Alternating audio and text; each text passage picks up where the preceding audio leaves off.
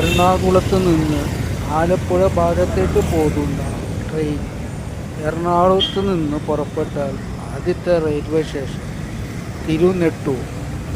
ഈ റെയിൽവേ സ്റ്റേഷനിലേക്ക് ട്രെയിനിൽ പോകാൻ ആവില്ല. തിരുനെട്ടൂർ റെയിൽവേ സ്റ്റേഷൻ ഉണ്ടെങ്കിലും സ്റ്റോപ്പില്ലാത്ത ഒരു റെയിൽവേ സ്റ്റേഷൻ. തിരുനെട്ടൂർ നമ്മൾക്ക് ബസ്സിന് പോവാം. തേവര വഴിയും ഫ്ലൈറ്റിലെ വഴിയാണെങ്കിൽ കുണ്ടന്നൂരിന്ന് കുണ്ടന്നൂർ തേവരയ്ക്ക് പോണ പാലത്തിൽ, തേവര വഴിയാണെങ്കിൽ തേവരയിൽ നിന്ന് കുണ്ടന്നൂരേക്ക് പോകുന്ന പാലത്തിൽ, ആ പാലത്തിനടിയിലാണ് നെട്ടൂർ പനങ്ങാട് ഐലൻഡിൽ പെടുന്നു. ഈ നെട്ടൂരിലാണ് തിരുനെട്ടൂർ റെയിൽവേ സ്റ്റേഷനും.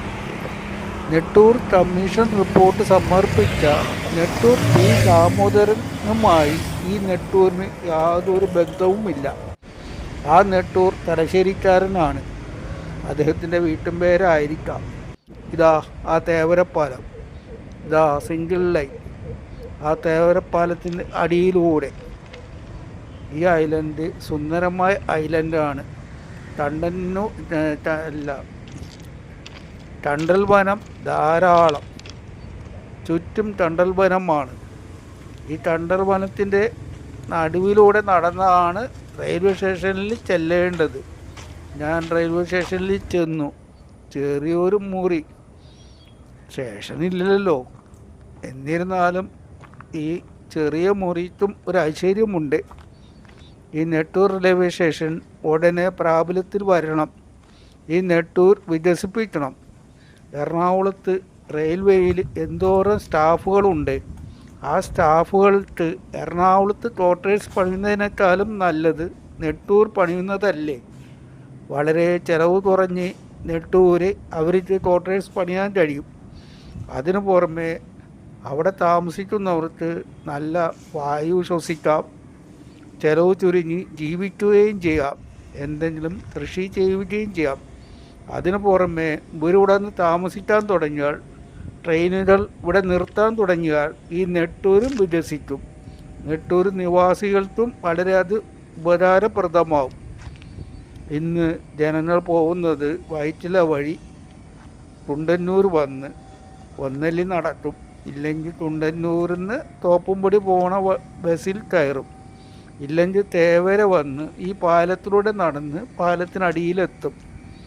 ബുദ്ധിമുട്ടിയാണ് അവർ ജീവിക്കുന്നത്.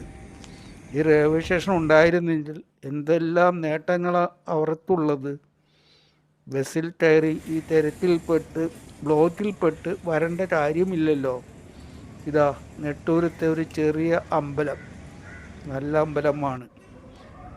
ഇവിടെ സ്നേഹതീരം പതൽ വീടുണ്ട്. ഇതൊക്കെയാണ് നമ്മുടെ പഞ്ചായത്തുകളിൽ വരേണ്ടത്. പ്രായമായവർക്ക് വിശ്രമിക്കാൻ ഈ സ്നേഹതീരം, ഈ പതൽ വീട് ഉപകരിക്കും. പള്ളികളും അമ്പലങ്ങളും ഉപകരിക്കില്ല. രാവിലത്തെ ടൈം കഴിഞ്ഞാൽ അവർ അടയ്ക്കുകയും ചെയ്യും. ഇതാണ് പനമ്പള്ളി നഗറിൻ്റെ അറ്റത്ത് വരുമ്പോൾ കാണാൻ പറ്റുന്നത്. ഇത് നോക്കൂ, പനമ്പള്ളി നഗറിൻ്റെ അറ്റമാണിത്. ഇവിടുന്ന് ഒരു പാലം വന്നാൽ ഇവരെല്ലാം രക്ഷപ്പെടും. ഇവിടെയൊക്കെ ധാരാളം റിസോർട്ടുകളുണ്ട്. ഇതാ ഫ്ലാറ്റുകളുടെ നിൽപ്പ് നോക്കൂ. എറണാകുളത്തിൻ്റെ ഭംഗി കാണണമെങ്കിൽ എറണാകുളത്തിന് തൊട്ടടുത്തുള്ള ഐലൻഡുകളിൽ പോകണം, എന്നാലേ എറണാകുളത്തിൻ്റെ ഭംഗി കാണാൻ പറ്റുള്ളൂ. ഈ ഐലൻഡിൽ വന്നാലും എറണാകുളത്തിൻ്റെ ഭംഗി കാണാം.